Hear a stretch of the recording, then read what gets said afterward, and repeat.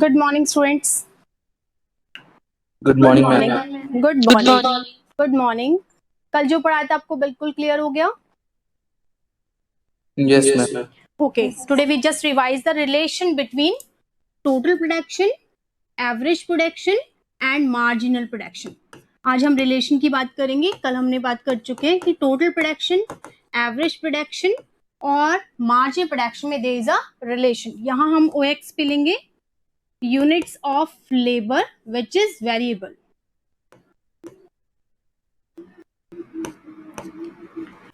यहाँ मैं आपको एक रफ डायग्राम बता रही हूँ, इसलिए यूनिट्स नहीं ले रही हूं मैं। जब हमने कल डायग्राम बनाया था आपका टोटल प्रोडक्शन कुछ इस तरीके से था, ठीक है। Average production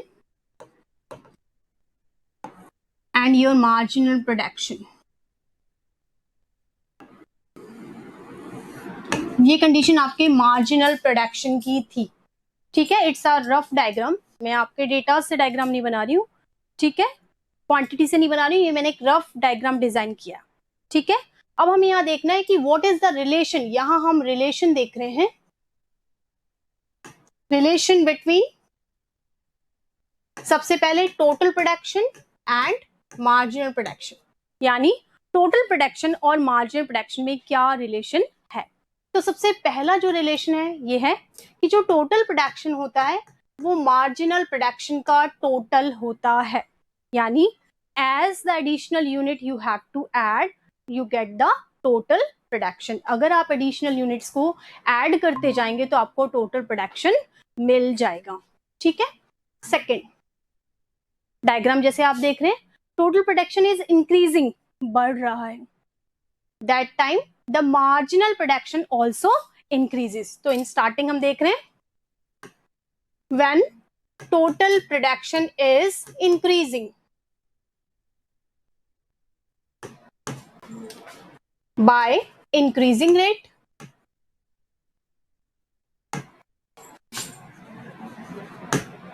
marginal production also increasing.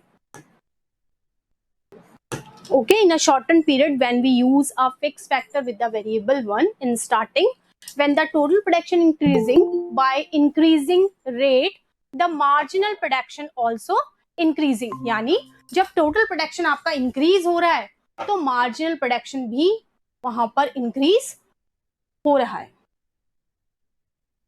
So it is clear कि when your total production increasing by increasing rate, your marginal production also increasing. The second thing is, the third thing is when total production is increasing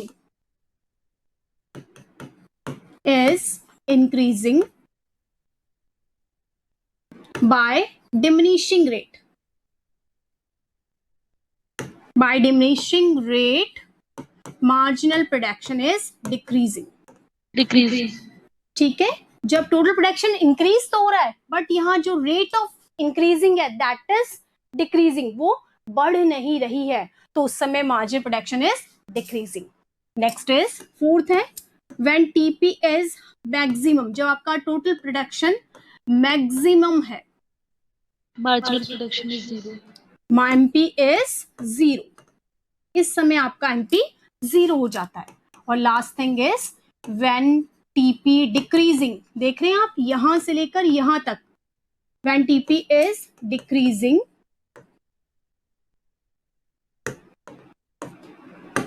MP goes negative.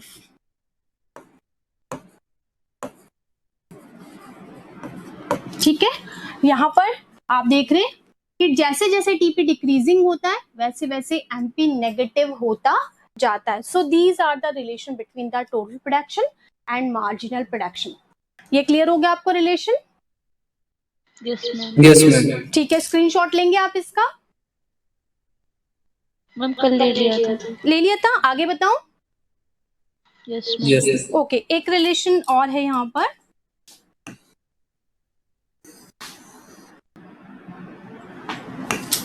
That is between AP and MP, यानी average production और marginal production में क्या relation है। सबसे पहले हम देखेंगे when average production, आप देख रहे हैं आपका एवरेज प्रोडक्शन इंक्रीजिंग है यहाँ पर, यहां से लेकर यहां तक आप देख रहे हैं आपका एवरेज प्रोडक्शन आपका इंक्रीजिंग है, उस समय मार्जिनल भी इंक्रीजिंग है, but it is more then average production, यानी एवरेज प्रोडक्शन से मार्जिनल प्रोडक्शन में इंक्रीजिंग रेट ज्यादा है.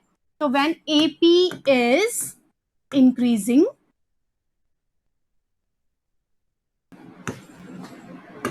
MP also increasing, but more than AP, यानी दोनों ही इंक्रीजिंग है, लेकिन जो एमपी है it is more increasing other than the AP. AP से इंक्रीमेंट उसमें ज्यादा है. Second thing is when AP is maximum, जब आपका एपी मैक्सिमम है यानी उसके बाद वो डिक्रीज होगा. तो जब आपका एपी मैक्सिमम होता है then AP equals to MP. उस पॉइंट पे आपका एवरेज प्रोडक्शन मार्जिनल प्रोडक्शन के बराबर पाया जाता है. Now the third thing is when AP increase, maximum हो गया अब वो डिक्रीज होगा. When AP is decreasing, MP also decreasing,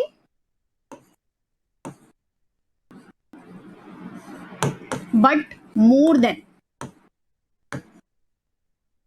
AP, यानी जब ये डिक्रीजिंग है एपी, एमपी भी डिक्रीजिंग है but it is more than AP. ठीक है, तो इसका मतलब क्या क्लियर हुई आपको बात कि जैसे जैसे एपी इंक्रीज होता है एमपी भी इंक्रीज होता है, बट एमपी में इंक्रीजमेंट की जो रेट होती है इंक्रीमेंट की that is more than AP. और as the AP decreasing MP also decreasing but it decreasing more than AP, यानी बढ़ते समय भी वो एवरेज प्रोडक्शन से ज्यादा बढ़ता है और घटते समय भी वो एवरेज प्रोडक्शन से ज्यादा घटता है. ये बात क्लियर हो गई? Yes, ma'am. यहाँ कोई स्क्रीनशॉट लेने की जरूरत है आपको? लेना है? No, ठीक है, चलिए आज हम डिस्कस करेंगे लॉ ऑफ वेरिएबल प्रोपोर्शन. मैंने आपको बताया था स्टार्टिंग में कि when a producer produce in short run period, first of all we discuss what is short run period and what is long run period. Short run period is a certain time in which all the factors are not variable. ये इतना कम समय होता है कि हम जितने 5 factors हैं उन सबको वेरिएबल नहीं कर सकते. कौन कौन से 5 फैक्टर्स हैं? Land, labour, capital, management and owner. और टेक्नोलॉजी मैनेजमेंट में आई गई, तो इन सबको एट ए टाइम हम शॉर्ट रन पीरियड में चेंज नहीं कर सकते. हाँ, long run period is a period of time where we change all the variable in the same proportion. सभी वेरिएबल्स को हम एक ही प्रपोर्शन में चेंज कर सकते हैं. तो इट इज क्लियर नाउ कि what is short run period. समझ में आ गया? ये बात समझ में आ गई? Okay, so today our topic is law of variable proportion.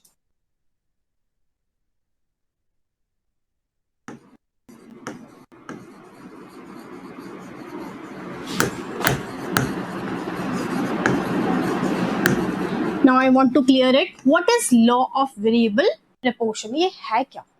ठीक है, the modern economics, जो आजकल के इकोनॉमिक्स हैं उन्होंने क्या कहा? It is the basic law of production. ये हर प्रोडक्शन के फील्ड में कंपलसरी इसका आना जरूरी है.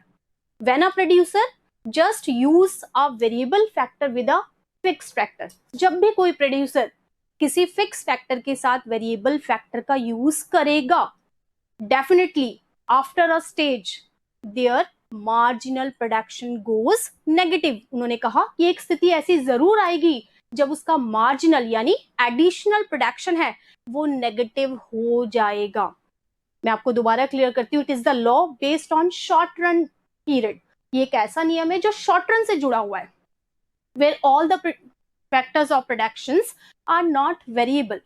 सो the producer use a fix factor with a variable one. वो एक फिक्स फैक्टर के साथ वेरिएबल फैक्टर का यूज करता है. At last the marginal productivity goes negative. एक ऐसी स्थिति आती है कि हमेशा लास्ट में आपकी जो एडिशनल प्रोडक्टिविटी है वो नेगेटिव हो जाती है, डिक्लाइन होने लगती है। ये बात क्लियर हो गई?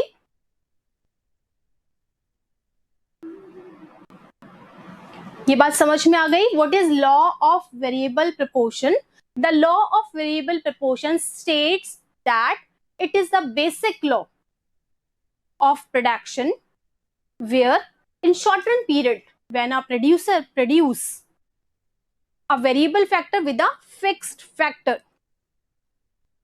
in starting the total production, average production and marginal production increasing, but at last the marginal productivity of variable factor is decreasing. एक समय ऐसा आता है कि जो marginal productivity है वो घटने लगती है। Now it is clear? Yes. Okay. अब हम क्योंकि आपने पढ़ा हुआ है कि इकोनॉमिक्स में हर लॉ के साथ assumptions जरूर होते हैं। Assumptions, the things which remain constant during the law. ठीक है, ये हम पढ़ चुके हैं। Assumption are the things which constant, जिन्हें हम constant मान के चलते हैं, नहीं तो वो नियम को बनने नहीं देंगे। So we discuss about the assumption कि कौन कौन से assumptions हैं जिन्हें हम यहाँ पर, या which the things which remain constant during this law. सबसे पहले हमने कहा it applied only in short run period.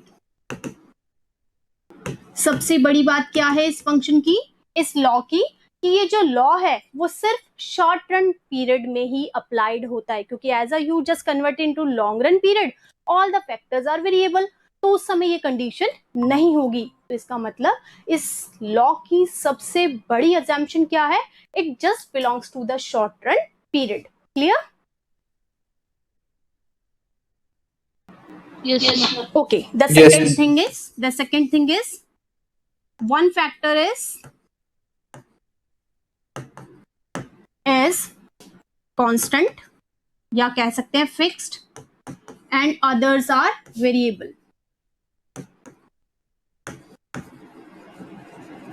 यानी a producer use a fixed factor with a variable factor in the production process.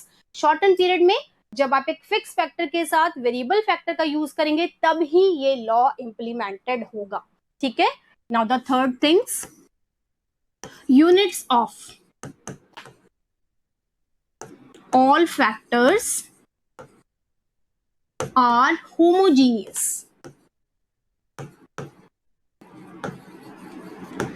What is homogeneous? Similar kind of. ठीक है, यानी जितने भी फैक्टर्स है, वेरिएबल फैक्टर्स हैं, उनकी यूनिट्स एक जैसी होंगी। ठीक है, उनकी प्रोडक्टिविटी भी क्या होगी, एक जैसी होगी। So the units of factors are homogeneous. Clear?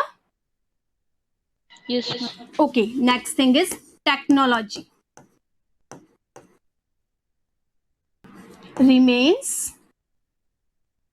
constant, क्योंकि शॉर्टन पीरियड है, तो शॉर्टन पीरियड में टेक्नोलॉजी में इतनी जल्दी इंस्टेंट चेंज नहीं आता। So technology is remain constant during this law. So these are the things which remain constant during the law of variable proportion. यानी जब हम लॉ ऑफ वेरिएबल प्रपोर्शन की बात करते हैं तो ये वो चीजें हैं जिन्हें हमें कांस्टेंट मानकर चलना पड़ता है। First thing is this law is implemented only in shorten period where we use a fixed factor with a variable one, क्योंकि लॉन्ग रन में यूज करेंगे all the factors are variable, तो वहां इसका कोई इफेक्ट नहीं आएगा। The second thing is one factor is variable, अभी मैंने आपसे कहा one factor is fixed and other factors are variable, इसमें हम एक फिक्स फैक्टर के साथ वेरिएबल फैक्टर का यूज करते हैं। Next is all the units of the factors are homogeneous, यानी सेम काइंड ऑफ साइज में, क्वालिटी में सभी फैक्टर्स एक जैसे कैपेबल हैं। And the last thing is technology में कोई चेंज नहीं होगा। So these are the things which remain constant during the law of variable proportion. Now it is clear? Yes. आप स्क्रीनशॉट लेना चाहें तो ले लें।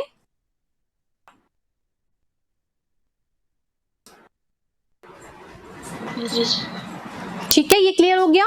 अब हम बात करते हैं कि जो लॉ ऑफ वेरिएबल प्रोपोर्शन है, ठीक है, ये मिसेस जॉन रॉबिन्सन के द्वारा दिया गया, ठीक है। उन्होंने क्या कहा, this is the law which is implemented, compulsory implemented in every field of production, चाहे वो एग्रीकल्चर फील्ड हो, चाहे वो कोई मैन्युफैक्चरिंग फील्ड हो। ये एक ऐसा लॉ है जो हर क्षेत्र में आएगा, ठीक है ना। कैसे, आप एग्रीकल्चर में भी क्या करते हैं, when you cropping start your cropping, शुरू में प्रोडक्टिविटी ज्यादा होती है, धीरे धीरे क्या होता है, प्रोडक्टिविटी क्या होने लगती है, कम, और लगातार आप इस्तेमाल करेंगे तो उसकी प्रोडक्टिविटी नेगेटिव भी हो जाती है, फर्टिलिटी लैंड की क्या हो जाती है, कम हो जाती है। तो ठीक इस तरह से मैन्युफैक्चरिंग एरियाज में भी ऐसा होता है कि when you start your production activity, in starting your total production, average production and marginal production is increasing, but as you change the variable factor or increase the variable factor, a condition starts where marginal productivity is decreasing. लेकिन एक समय ऐसा आता है कि जब आपकी marginal productivity जो बढ़ रही थी वो घटेगी, फिर जीरो होगी और लास्ट में वो नेगेटिव हो जाएगी। सो मिसेस जॉन रॉबिन्सन कहती हैं कि this is the compulsory law of production, कि ये जरूर ऐसा होता है। कोई ये नहीं कह सकता कि शुरू से लेकर एंड तक उसकी प्रोडक्टिविटी बढ़ती हुई है। तो this is the compulsory law in short run period. Long run period की बात नहीं कर रहे, हम बात कर रहे हैं शॉर्ट रन पीरियड की बात कर रहे हैं, कि जहां हम एक फिक्स फैक्टर के साथ एक वेरिएबल फैक्टर का यूज करते हैं। तो एक कंडीशन आती है जब आपकी वेरिएबल फैक्टर की मार्जिनल प्रोडक्टिविटी बढ़ने की जगह क्या हो जाती है, घट जाती है। Now it is clear? Yes, ma'am. यहां तक कोई दिक्कत है बेटा? समझ में आ गया? ओके, चलो आज इतना ही करेंगे, कल अपन इस लॉ को आपको डिटेल में एक्सप्लेन करेंगे। Okay, have a nice day बेटा। Okay, ma'am. Thank you. Thank you, ma'am. Nice day, ma'am. Thank you.